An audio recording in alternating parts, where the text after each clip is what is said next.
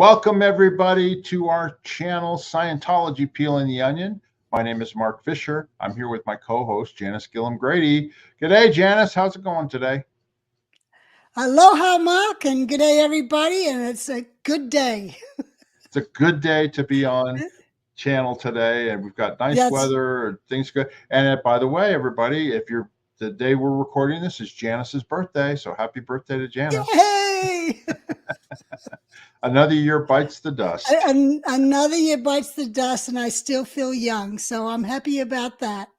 Absolutely. Yeah. Absolutely. Well, let's go ahead. You want to go ahead and introduce our guest and talk about what we're going to talk about? We've had this guest on before, but usually he calls us and talks to us from Florida. But today he's over in Liverpool, England, where he was imagining he was on the beach, but that ain't happening over there. Anyway, so we got Stuart Moreau back with us, and we're going to talk about two weddings that he was the best man of, and his wedding as well, which my mother was the minister for. And then we'll just talk about different things in ship life, and we got different ship photos to help orient people. So yeah, just hang in there and let's have some fun. All right. Here's Stuart. How are you doing, Stu? How you guys? Doing good. Doing well, I should say. And yeah, I'm how's your weather over there in Liverpool? How's the Liverpool? Happy birthday, Jan. Oh, sorry. Thanks, Stu. You're looking good for 50. Don't we wish? Yeah. A long time ago, huh? Well, yeah. How's the weather in Liverpool? We're all going in the other direction now anyway, right? Yes, we are. Counting Stuart, backwards. can you hear me? Can you hear me, Stuart? Just fine, thank you. Okay. How's the weather in Liverpool? Is it gloomy, or is that a wives' tale, or what's the deal over there? Well, let's just say I just came from Florida a couple of days ago, and it was summer already down there. You know, we're in the 80s, and I'm wearing my shorts and t-shirt, and it's still pretty warm. And I arrived over here, and it's in the 40s, you know. So, and I don't like cold weather. So, but anyway, visiting my daughter and family, and it's kind of nice, you know. Gonna do a little work on their place. It's be a nice thing. And then after this, I'm gonna head to Maui and help my brother build his house over there. I'm building an add-on over there. So, oh wow, a lot of excitement in Stu's old life here. That's it's great. Gonna be a real, you know, I just have to put up with it. I'm gonna have to go to Maui and live there for a couple months with him and help him build his place. Oh yeah. Throughout the summer, right? Oh yeah, I know. Maui the surf's gonna be good. The girls, yeah, it's gonna be tough. Yeah. What can I say? You just got to take the hand you're dealt, right? Exactly. Right. And just keep dealing it yourself. Yeah, right. Nice being semi-retired, actually. All right. Yeah, all right. It's a nice chat. Right? You guys are fun to talk to. Well, thank you. We enjoyed talk about your wedding on the. We keep talking. Okay. I'm sorry. We're going to talk about your wedding on the Apollo, right, Janis? Yes, we are. Not my wedding, but his wedding. Right. Yeah. Well, yeah. One of you were in that one with Terry and them, right? Yes, I was. Yeah. There's me and Joni back in the day. Who's that? That's Joan. Me and Joan. Joan and I. Okay. How do you like that wedding dress you picked? Black. But you know what, Stu? This is a good picture of the officer's dining room on B-deck forward to show the window. I think in our last one, we talked about the window, the waves being so bad that the waves broke one of those windows. And those windows are like over an inch thick. Yeah. And it actually broke the window. Do you remember that?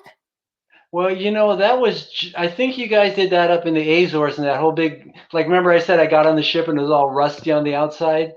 Yeah. But you guys, I never went up to the Azores. That was just before I got there. And the way you described, I heard it on one of the tapes that you did.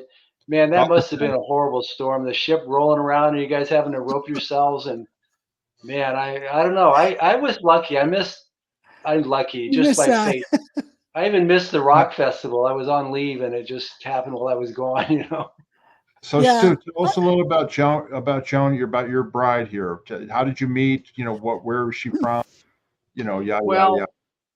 Joni was from Connecticut, and I forget exactly how she got in, but I happened to have been the quartermaster on the watch, you know, the one logging people in when she came on the ship, and I thought she was pretty cutesy. She was an artist, so she knew how to kind of dress up, and she'd been, you know, out there in the real world for a long time, and I thought she was kind of cutesy. And then we just hooked up and became pretty close, and then we broke up for a little while, then we got back together, and then I actually, you know, I have so many memories of Madeira and Funchal, and that's where we proposed at a restaurant on the waterfront there. I proposed to her, and that was kind of funny. I dropped the ring in the butter on the way over. You know, so I was And was it anyway. soft butter? Soft butter and Yeah. actually Anyway, it was just an awkward moment, but it was kind of romantic and all that. You know, Madeira is so cool. And then we ended up getting married there as well. I remember that because we actually got a honeymoon for a day or two. You know, it was yeah. a really nice wedding, and everybody participated and helped. You know, your mom was there. That was coincidental. You know, she was on probably doing the FEBC, right? No, she was just pulled in for some cleanup at that time. She'd already done the OEC FEBC. That's That's her the on the old right. Oh, that's executive right. Because this course. this was because when I first got on board, they were still doing the FEBC and stuff. I think, right? Yeah, They had because just started that. Hubbard was gone at this time, and she was pulled in just for some quick cleanup. Was only there for like maybe 2 weeks or something, and so Oh, you were lucky to be able to grab her to officiate your wedding. I think that was the only interaction I had with Yvonne. I don't think I ever saw her after, you know, didn't before or after. But Yeah, even then, you know, I was very impressed, like everybody is with her. She's just one of those. Well, you know, I'm pushing that essay on what is greatness, because that's kind of, you know, they need to push that in the organization. And the bottom line on that is that you have to be able to love your fellow man despite all the reasons not to. You know, in spite of all the reasons to not, you have to do that. And that's not what's going on right now with these, you know, the disconnect problem and all that. And that really needs Janice, to be. who was that in the picture? Go back to the earlier picture. I wanted you to say who those people were. that person. Right there. Yeah, who is that? The guy. Yeah, I I don't know. know. Jansen, I was huh? trying to remember who that was. It's not Ken Delderfield. I don't No. No. know. Okay, No, I that's can't fine. help you with And that. that's your mother, and she was there to, and she decided, you know, you asked her to Yeah, officiate. she was only there for a short for a short period. Okay. And Yeah, then that's us getting married and her there. And who's that in the back? See, I have the little screen. Sorry, you guys, because and It's okay. in the back. I somewhere in the travel and my computer's not working correctly, so I'm on the little screen here. Yeah. I can't. Well, Is that? in Well, the that's back, Jerry. That's that's Jerry Jerry. Yes. Armstrong. Yeah, he's Jerry Armstrong. You know, you all know Jerry. He was my best man, and Jerry and I were really good buddies the whole time on the ship, and afterwards too. We had a lot of adventures together, and you all know what he got mad about, the inconsistencies in the history. But Yeah. anyway, Janice, Yes. I have a question for you about your mom. Did she always travel with those robes? I don't know. I assume she did because she had it there Yeah. with her. Yeah. So I can only assume it. You got to remember, in the 8 years I lived on the ship, I maybe saw her at the ship 5 times Right. during the 8 years, except for the couple of years I took a leave of absence. So I really can't tell you what her lifestyle yeah. was on if she packed Got it. that or not. Anyway, that woman there, that was Darlene Regina. She told me she was a South African lady, and she just glommed onto Joni and us, and it really helped her. I think she bought the wedding dress. Everybody was shocked when she came in a black wedding dress, but you know, she Stuart, do said you because remember what year it was? Do you remember what year this was? that would have been 73. 73. Yeah, Okay. exactly. Yeah. And what month was that? Do you remember? Well, we got married in it was July, right? 73. Probably. Yeah. Okay. Like I always thought that people would like to see all the other people that were in the wedding as well. There was one nice one. Okay, there's Bob Young and Joni and me. Everybody remembers Yep. Bob Young. He was another one of those personalities that was just larger than life. He can any situation that came to him, he's just ready to handle it. Which you Yeah. remember Bob pretty well, huh? Oh, I Sorry, remember Bob. Yeah, I was in touch with him all the way up until he passed away. Yeah. Yeah. Oh, yeah. He used to come to your get together. Janis, isn't he the guy that we've talked about on earlier, like with Sandy Holman and people like that about the, being in charge of the ship in Los Angeles, in San Pedro? Yes. Yes. He was the person he was the captain of the Boulevard, and it was believed that song "Ride, Captain Ride." Captain Ride, yeah. That was written about him because they would go into the bars in San Francisco, and Bob would tell stories and try and recruit anyone he could to come on the ship. They went to, this was after, I was on the ship originally. When he came and Jerry McClarty, remember from the earlier video, they showed up to the ship as they were going to do the trial runs, and he was going to be the captain. And then I got off it after the first trial run and went to Asho, but he did the runs, and then they went up to San Francisco, and they were doing public stuff up there, like public promotions and this and that. Yeah. And I think just it was like a mysterious ship, and then somebody wrote the song. That was is that Al Bornstein? No, that's not Al Bornstein. Oh. And that's another one that I can't remember his name. I'm usually pretty good, but not everybody I was close with, but I don't remember his name. Okay, yeah, this was cool, nice Stu. With all the guys, and that's Mitch Spence on the left there, right? Yes. And next to him is Carl Rosenkrantz. Yeah. And then across from Mitch on the right, that's Richard Alcock, Whack. Yeah, I was going to say Whack Alcock. Yeah. And then, sorry we didn't get a really good shot at this, but this was really spectacular with the guys with the crossed swords, and we got to walk down that and everything. It was a very nice wedding they put on and they just did it spontaneously. Not everybody that got married had this whole setup. They were pretty nice, It was a very nice occasion. I even had like I said, I had a couple of days honeymoon, which was unusual. There we go, off to the honeymoon thing. Right. Who's that on the right?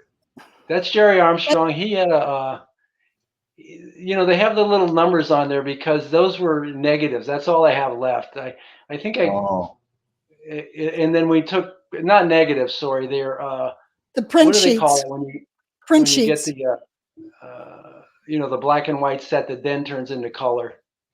Print sheets. What does he got in his hand? Is that a camera? Is that a camera he has in his hand, or what is that?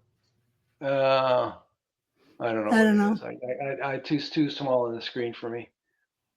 How long were you married to Joni? Or 17 years, including the lengthy divorce time. Okay, so then there was another wedding on the ship too, right? And this one, LRH was that. L. Ron Hubbard was that, correct? Okay. Yeah, this was a double wedding with Jerry and Terry, and Pat Broker and Trudy Venter. Trudy Venter. Yeah. That's who he ended up with, was Trudy. He didn't remarry again, did he? Yeah, he did. He remarried to Annie. He got married to Annie. Yeah. So here, I'll go through as to who's who here. Yeah. Yeah. On the very left, in the hat and the white dress, that looks like Annie. And then there's L. Ron Hubbard, the Commodore, standing there holding a drink. I guess he's about to give a toast because his job was father of the brides, Terry and Trudy. Mm-hmm. Now, next, then the back of the bride, that's Terry, my sister. Right. And then you can see Pat Broker on the other side of the table as a groom marrying Trudy. And then you can see the back of Jerry Armstrong. He was also a groom. And then on the other side, next to Jerry, is Laurel Sullivan. And then there's a pole, and then there's Kimma Douglas. She was Dunleavy at the time, married to Tony. And then there's our boy Stu, who was the best man for Oh, Jerry. that's you. Oh, okay. So that's you in the Yeah. right with your back Yeah. to it. Is that Mark Yeager over to the far And, right? and then that's Mark Yeager. He was probably 14 years old at that time. And Stu, you want to tell the story of your job as the best man? Well, you know, it was Jerry and I were good friends, like I said, and the only really cool thing was that I don't know if did LRH give a toast, but I know I was supposed to give a toast, but I wasn't into Yes. it, kind of, or aware of it.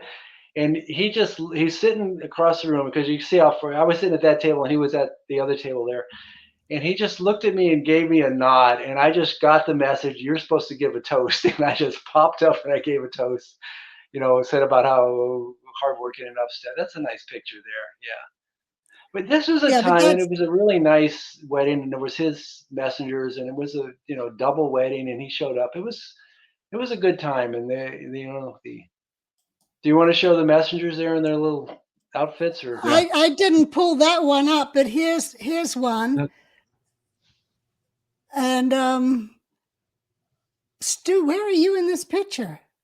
I think Oh, I'm there right in you the are. center. You're I right can't behind tell. Jerry. You're right Yeah. in the dead center Oh behind yeah, Jerry. yeah. I see you. I Yeah. see you. All the way in the back there, right? Yeah. Yeah. And I'm the second from the left in the blue dress. Right. Okay. Yeah. Here's And all the there's Stu there. There's Stu Now with here his- I'll run left to right on who's who.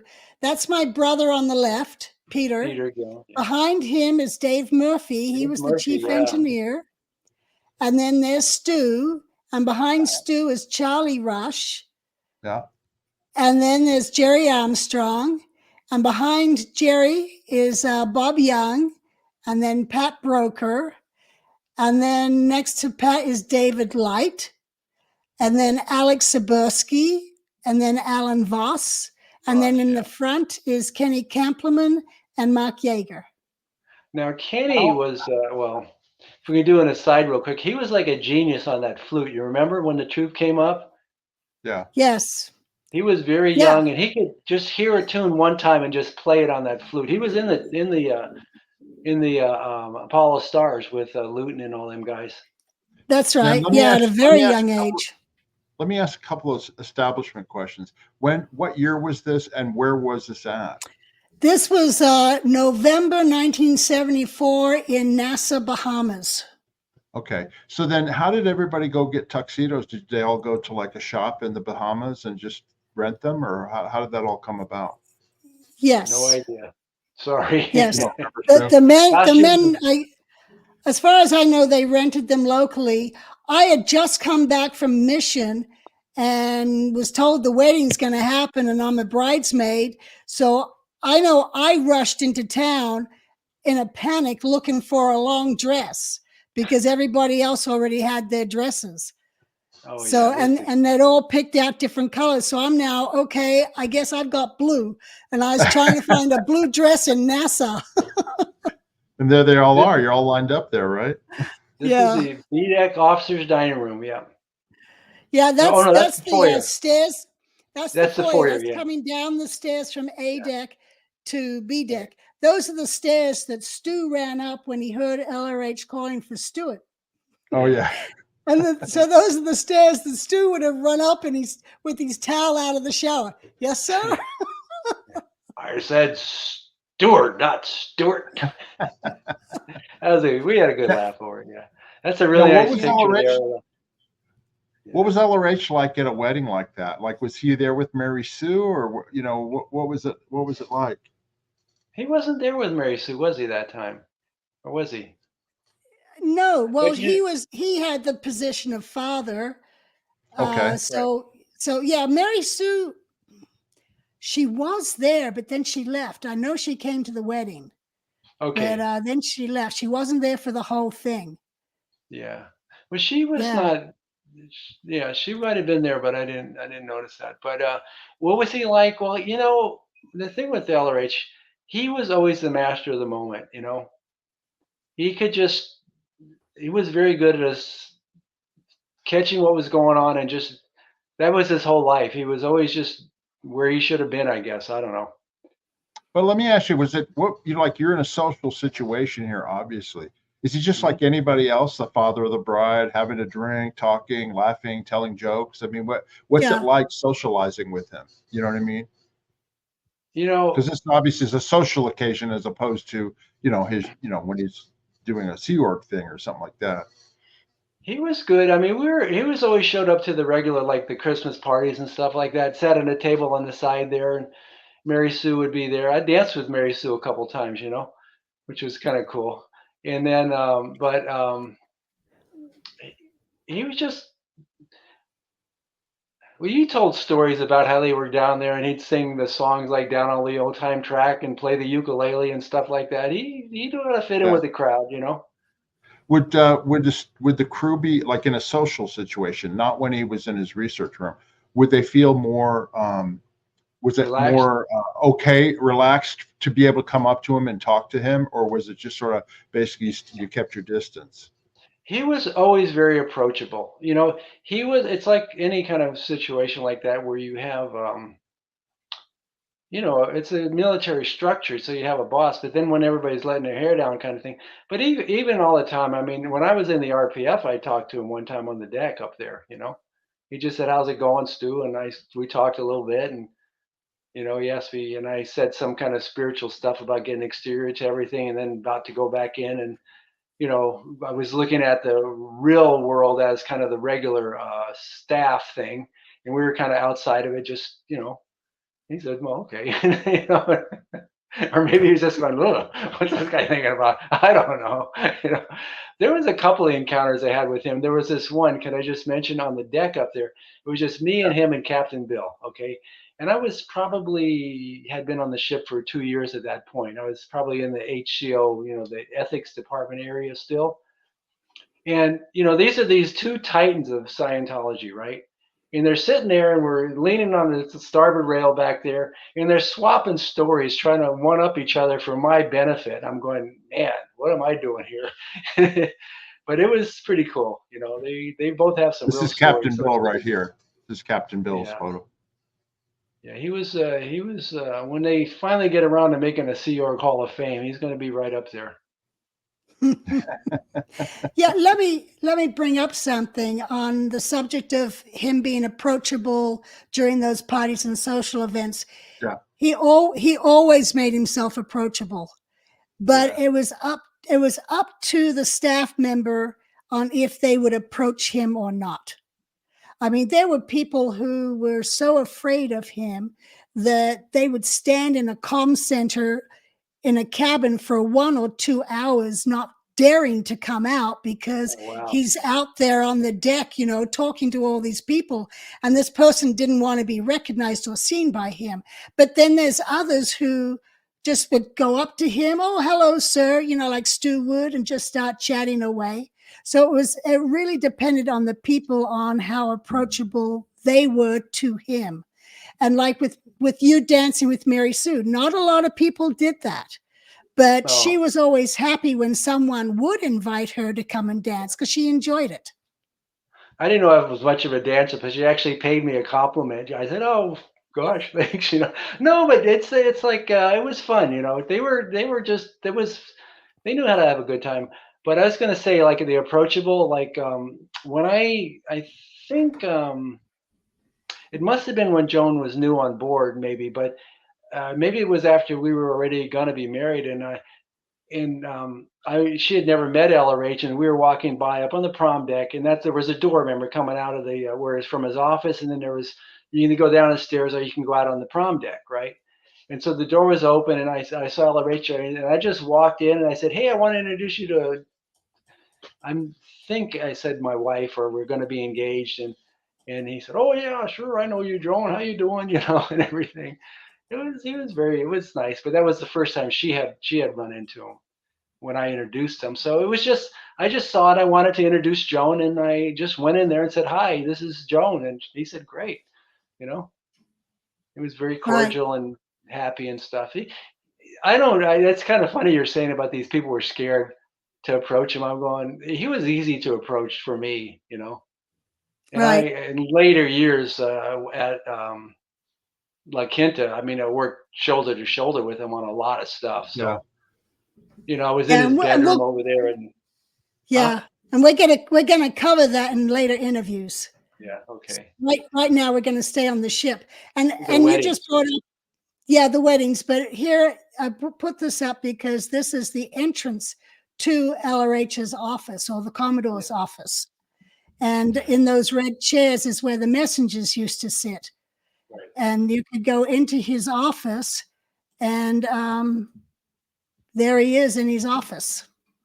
Right. Now, weren't we supposed to hand in our daily reports? There wasn't like a basket or something. We would actually hand them to a messenger or something, I think. Isn't that how we usually did it? Yes. Yeah. Not Yeah, everybody you wrote got daily reports. no, not everybody did. They were supposed to, but they didn't always do it. And they usually, if there was a problem that they were running into with their boss or somebody else, that's when you'd find that most people would write a daily report. They might never have written one, and then in 2 years, suddenly there's a problem, and they write the daily report. The messenger sees it, we'd mark it, and at the end of the night, he'd go through all the daily reports. It's funny what you were saying. I wonder what other people wrote, but I had a few responses. People like to know about the LRH interactions, and I'd write my daily report, and I'd say, yeah, I got this and this, and because it was supposed to be a daily production report, right? That's what they Yes. really were, daily production reports, right? Yeah. But most people, I Yep. think, would write up and sort of bitch about something, I would suppose. I don't know. But I Yep. wrote up this report about all the things I had gotten done today. And so my response was, this is the only DR I got that had anything to do with production or something like that. It was kind of funny. But Well, I yeah, wanted to just make one more comment with that, where you saw the chairs and the woodwork on that ship was the old timey carpenters, and the way it was all inlaid wood, which is like layered, and they would make patterns, and there was various designs cut in there, and it was perfectly beautifully smooth wood. It was a very nice woodworking job on those foyers. They looked really nice. These days I don't think people could do that. It's just too expensive. It's just all like the ship we went on, it's kind of plain, but this was very, very fancy woodwork. yeah, That I all those lemon foyers oiled. were on. I lemon Yeah, but oiled a lot of those walls. it was veneer inlay with different kind of seams on it, I think, as I recall, like ships and things like that, wasn't it? Yeah. All Yeah, right. it Anyway, was. Yeah. But, yeah, go daily reports, Stu. My mother heard about them when one of her visits to the ship. So even from Los Angeles, she wrote a daily report and mailed it to me saying, "Can you put this in with the daily reports, please?" wow, And it was her that's pretty cool. complaining about the Guardian's office coming after her. I know Mary Sue got into astrology later, and there was one point, even when we were in Tangier, I believe it was, she had a Ouija board. So Mixing practices. Yeah, well, yeah, we all gotta grow up a little bit about that mixing practices stuff. I mean, how do you learn anything else? I'm joking. You know that, but that was like a well, high. You're mixing Well, practices. well, what's mixing nice though? practices. Going to a chiropractor was mixing practices. I know. They No, do I it don't all know. the time now.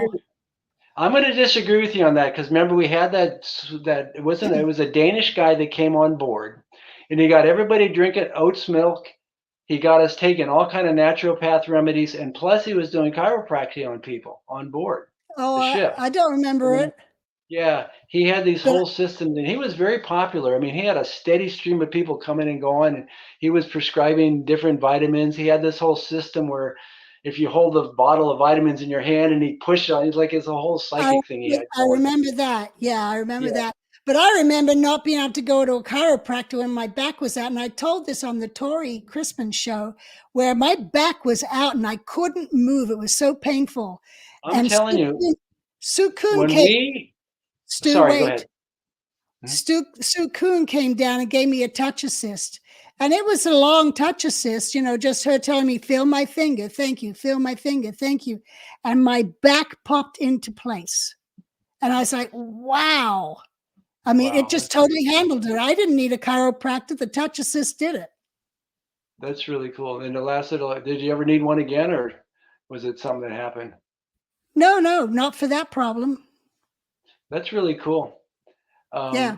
But I want to tell you something about this thing because people are saying the medical, they had a lot of problems with medical. When I did the Dianetics course in 1968, I definitely remember medical first. If you had medical stuff, you had to get that handled first, and then you do Yeah. the auditing. You can't fix a broken arm with auditing. You got to get it Right. fixed, And there's a whole grading of stuff. There is some stuff that's just purely psychosomatic, but if there's medical conditions, we had a guy at the base that had neck cancer, remember? And you can't fix that. He went and got all this stuff, and then you audit him and clean him up, and you heal faster with the auditing. Is the thing, but you got to do the medical first. I'm kind of surprised that because I know they had problems with that later with not making sure people had the medical. Yeah. And even for the pure, if we used to do that, you'd have to get medically checked out with at least our in-house medical guy. Right. And oh, They that's do right. it. Before you could do the purification run then. Yeah. That's Stuart, and that's Andre Tabayoyan. And is this when he got married to Mary Tabayoyan? Yes. Yep, that was the best Mary man Chambers. Yeah. She was just Andre was the Commodore's steward at that time, and Mary was the Commodore's cook. Wow. Yeah, they lasted a long time. They certainly did, and Andre really, ever since Mary passed away a few years ago, and Andre, he misses her. When we saw him a little over a year ago, he still misses her, and they had a son together, Casavius, and anyway, yeah, and she was just the sweetest thing. I was really sad to hear. We've been in touch, Andre and I. I'm going to try and see him when I go out west pretty soon. Good. Yeah, I'm going to try and hit you guys up, and he's not far away, I don't think, right? No, he's not that far. Look, you want me to tell him about the belly dancing thing that Norman pulled off? Oh, yeah, you can do that. Because as we know, we were in the dining room there, and okay, so this is Norman in the ships. We had a port captain, Peter Warren, and all these guys, and they were really good with. There was a lot of things they used to interact with the shore, and in Morocco. And I'm trying to try not to offend anybody or anything, but yeah, if we had a big get together, it would be in the officers' dining room. So Norman and them had gone to visit some dignitaries in, let's say, Casablanca, okay, and they were entertained by belly dancers, real, belly dancers. But apparently they were so large. The way they described it is when they stopped moving, their bodies would keep jiggling for quite a while. Oh no! So it was kind of like I don't know if that's a style or something like that, but it was kind of like they made a joke out of it when they came back on the ship. So Norman came up with this. Norman and he came up with this whole idea. They were going to do a cultural. They made it for the crew. They said they were going to do a cultural exchange thing, and we were going to have these local dancers and band come on board. So he took me, and you remember Bob. This is when I was first mate still, and before the mutiny stuff. But he took me and Dave Murphy, who is hairy as an ape, right? He had like the beard thing going and everything, and he was going to have us all be belly dancers. And so you remember you were talking about the tailor's cabin up front. So they had us up front there. I mean, on the bow of the ship in the tailor, and they had this flowy kind of chiffon stuff that was sort of see through. And so they dressed me and Diltz and Dave Murphy and Norman. It was at least the four of us. And it might have been one of the other guys, Gary Riesdorf, but I'm not sure. But anyway, the four of us. So Bob's a big muscle building guy. He's a big hairy, but he's got light hair. And this hair thing is kind of important because we all, okay, let me see if I'll tell this story again here. So Norman and Maria Starkey, his wife, he had this whole thing going, and so we got all dressed up like belly dancers. It was me, and I got kind of smooth skin. I'm kind of, and I'm clean shaven and stuff. And Norman's, he was very smooth skin and slight and stuff like that. And but then we have Murphy, and he's pretty hairy, but he's skinny. And then we have Dilts, and he's kind of like big and large and pretty hairy. I Well, don't think he had a Dilts beard. was not fat large. Dilts Oh, he was was very muscular. muscular. Yeah. Right. And then, and this is like way out of my comfort zone. I'm thinking, whoa, whoa, but he's saying to do it. And so, he's very enthusiastic and pushing us along. And so then they got a little band. You remember Murdoch McBride? And then John Wiley and a couple other guys, and they dressed them up like Arabs with the jalabas and all that. And they had little poof cushions in there. You remember the little poof cushions they used to sit on, the round kind of footstool type things? And so they had several of those set up. And these guys come in and they sit down and they're all, got sunglasses and stuff. So you can say, and they're playing this. And so the whole B-deck dining room was crammed with people. It was going to be this cultural thing, right? And so they go in there and they're sitting down there playing this Arab style music and with little stuff, some kind of instruments, and somebody had a flute and stuff. And so and the whole crew is just sitting there wrapped. They're trying to be very respectful and everything. And then we come in and we're like, I don't know, Egyptian dance and walk in it like this, you can imagine. So, Norman goes in first, and then and everybody's like really, really respectful. And then Murphy shows up, and I think people are starting to wonder a little bit. And then, but we got veils on, so they can't see our faces really. We're covered up. And then, a headdress, our heads are covered and everything, and we're kind of moving around. And we were doing this, and then Bob Dilts comes in, and people are just looking and looking. And we did it for a little while. We're going around a circle, and all of a sudden, the whole room just busted out laughing, just as one. Everybody got it at once, and it was a big spoof, right? And it was just the funniest thing. And then from 2 floors up, LRH sent a messenger down and said, "What's so funny?" And I guess somebody explained it to him. What did you guys tell him was going on anyway? Well, the messenger would have come down and to see what was so funny, and probably a few other people there would have said, "Oh, these guys are all dressed up as belly dancers," and and so they would have just told him that. Yeah, we were trying to Egyptian dance on the way. I didn't know what to do, but it was anyway. That was one of those weird kind of funny ship stories. And Norman, he pulled that whole thing off, I got to say. Yeah. It was a good laugh anyway at the time. I hope it was funny for you guys. Yeah, it was all right, funny. That was and then that was it. That was the belly dance story. One of his capers that he pulled, Right. So the Chris Craft. Okay, yeah, the Chris Craft. Now, the Chris Craft was LRH's boat. That was, if the ship went down, that was supposed to be unstrapped and dropped in the ocean by a crane, and he could zip away on his own boat, because all the other 8 lifeboats that we had, only one had a motor. The rest were all you had to row with your oars. So that was basically his lifeboat. Is that what they got that for? I heard it was because he wanted a little runabout, but it's not a little runabout. Huh? He did want a little runabout, but that's what its final purpose was if he had needed it. And then there was a smaller boat that Mary Sue had that was assigned to her. Do you remember that one? Well, I will tell you something. That was not a little runabout.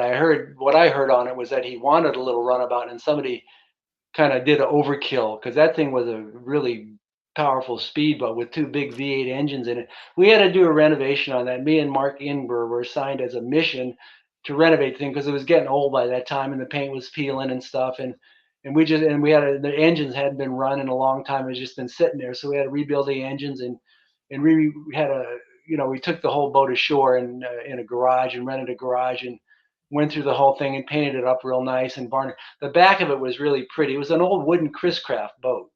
Right. It was before fiberglass was really a big thing back then. And the whole back, it was named Ulysses, as I remember. And the whole back of it was, the stern of it was varnished wood. It was real pretty.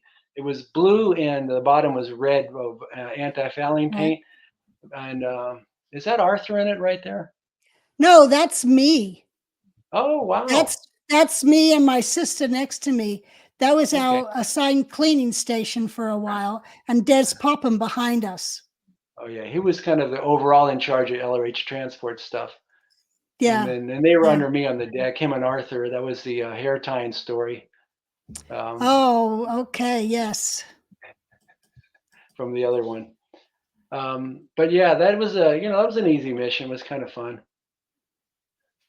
Yep. There's And my there's buddy Arthur. Arthur. That's the long hair that you tied up on him. Well, this was a little later. I think this was he grew up. But Arthur, just to clarify things, he was a very sharp kid, and he was an artist, and you could see that later. I knew that, but he was creative and stuff. And I guess being stuck where he was, he liked to have a little fun. But he was a good guy the whole time, and then we knew him. We were really close on the bases later too, because he was at both the bases with me.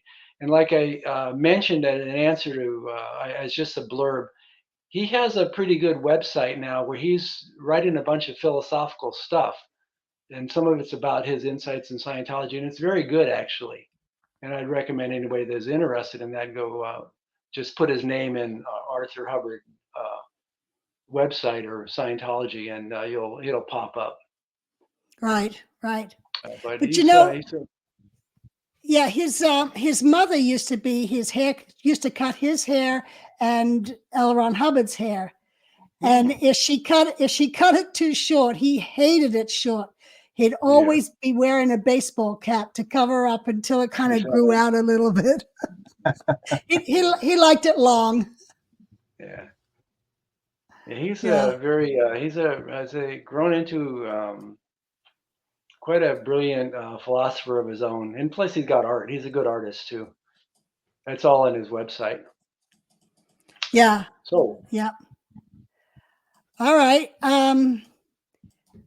And this is the ship that we're talking about, the Apollo, that Stu was on from 1970, and I was on from 1968 until we closed it down in 1975. But this was a storm inseparable. Oh, is that right? Weird anchor, huh? Yeah. Yeah. No, we're at docked. That's at the dock. We had an anchor out so we wouldn't bang against the dock. Oh, okay. Yeah. Yeah, I was on the deck for a year, and then my history, and then I was assigned to MAA, and I was in admin. And I was thinking about that. I did so many jobs on this ship. I can't even remember all of them. And I'm trying to recall them all. And I was always kind of a utility guy. It seemed like wherever somebody needed something, I did when I went to the admin area over there as a ethics officer, MAA. I learned a lot about admin, and I stayed in that area for 2 years, which was a long time. But I also did several missions in between there. There was a lot of. I did a couple of European tour missions, which was kind of cool. One of them with Joan right after we were married, so it was almost like a European honeymoon. Right. Well, that was cool. Yeah. It's just. What's the story about this, Janis? Well, I just, people were liking all the pictures that we were showing. So I wanted to just kind of show a little of what the ship looked like. So here you can see at the very top, there's a mask there in the center, and the very top, that's the crow's nest. Can I break in here real quick and tell them go ahead. that Fred? So Fred Harris was the first establishment officer. LRH wrote a series called Establishment Officer Series, and that's a whole job where you're supposed to establish the org and make sure the people, like the executives, like you're sort of a really senior executive, but you kind of go in there and make sure people are trained up and doing what they're supposed to do. And the project that was developing that was Fred Harris was the guy who was the original establishment officer. And we were sitting down in the we call that the between decks, which was that C deck area, and which was the original cattle area storage. And it ran all the way around the ship also. And we were just sitting there at a desk, and then he had screwed up something or done something. And so the message was, I'm going to throw you overboard. Do you want to go over from the forecastle, which is the forward part of the ship, or from the crow's nest? And I don't know what he was thinking about. He thought for a second. He goes, the crow's nest. And so the messenger runs back up, and LRH. Now, the whole thing with the establishment officer, it's this why finding. You're supposed to find the reason things are screwed up, right? And you find people's whys, why they're not productive and stuff. And so the message back was, "Oh, I found your why. You're suicidal," you know, because he wanted to jump Yeah, because he chose the crow's nest to get thrown off of, right? Now that yeah. never happened. The overboards were a long thing of the past at that stage of the ship, but just a little cute little LRH message run story. Yeah. So from this picture, you can see the mask and you can see halfway up is the crow's nest. So that would be where Fred was joking he wanted to be thrown from down into the ocean, which And would instead be of impossible because you'd go squat splat on the deck below. Right. You wouldn't be able to get over to the ocean from there. But maybe anyway, go on, Stu. maybe he was being a little more clever than that. He was thinking, if I take the crow's nest, nobody can throw me overboard because you can only fit one person up there. Right. I Yeah. don't know. No one can Anyway, throw you from there. yeah, Anyway, at the very top, you can see three things, black things sticking up. That's the flying bridge, and that's where our lookout used to be when we'd go out to sea. And in a rough sea, they'd be tied to the rail up there. And directly below, I think it's about 6 windows. That is the actual bridge. And so that's where the helm was and the radar and all that kind of groovy stuff. And then on the sides was the bridge wings. You had a port bridge wing and a starboard bridge wing so that you could look out directly below. And that's where the telegraphs to the engine room were. So whoever is on the bridge, being the conning officer or the captain, would communicate from those wings to the engine room to go faster with the engines or go reversing with the engines. And then the deck where there's all those windows below, that is the promenade deck. So that's the deck that went all the way around. There was no blocking it, because it was a promenade deck, and you could actually stroll around that deck. And that is where Hubbard, there's the promenade deck. And that's where Hubbard every day would walk around several times to, just get out of his office and walk around and get some exercise. So that's just one side of the promenade deck. And the lifeboats are all above that. Here is on the flying bridge. So this is Norman Starkey when he was a young captain, and Hubbard. We'd just gotten a new compass for the flying bridge.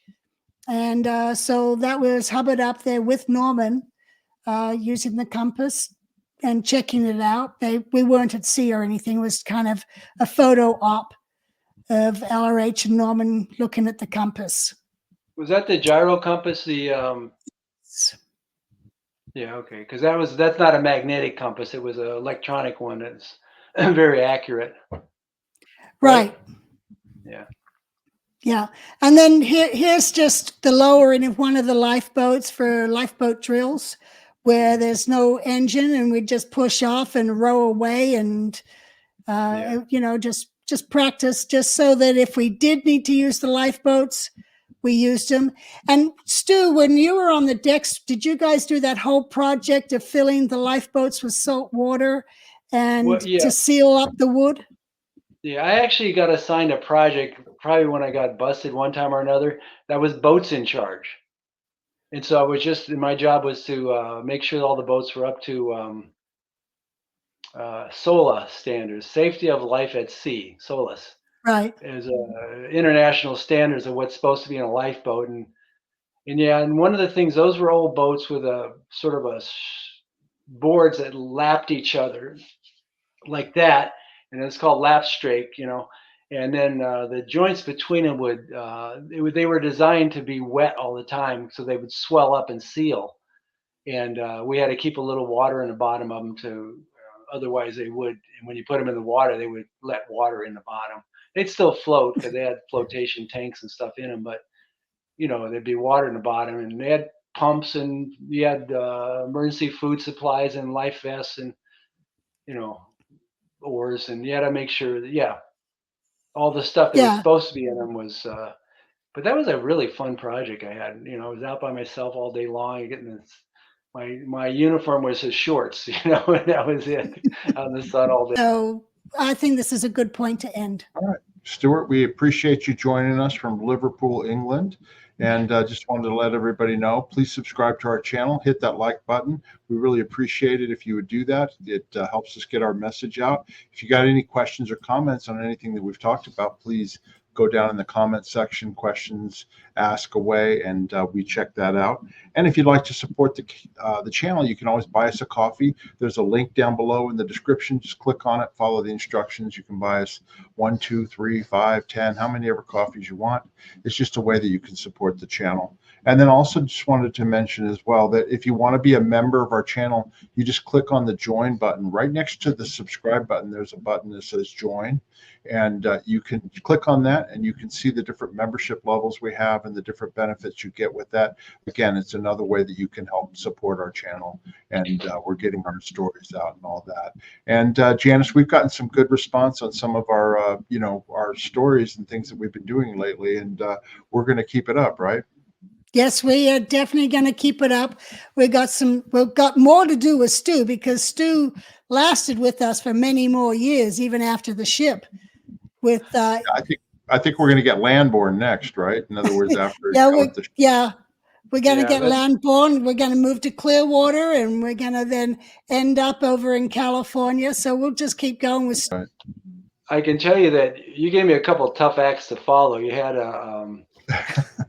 what's her name on last week? Karen. Yes, she's real popular. A lot of people know her. And then Belkacem, and he's just a wizard. That guy. I'm very impressed with Belkacem. Were you on the ship with him? Were you on the ship with him? I know you just recently saw him, but were you on the ship at the same time, or was he gone? He was not in an area that I would be working on much. I never had much interaction with him. I kind of remember him. I must have, but he was, not in that area. And but I did run into him when we were on that cruise, and God, I was floored with going from sneaking on board, not knowing anything, to Class 8 within, almost no time.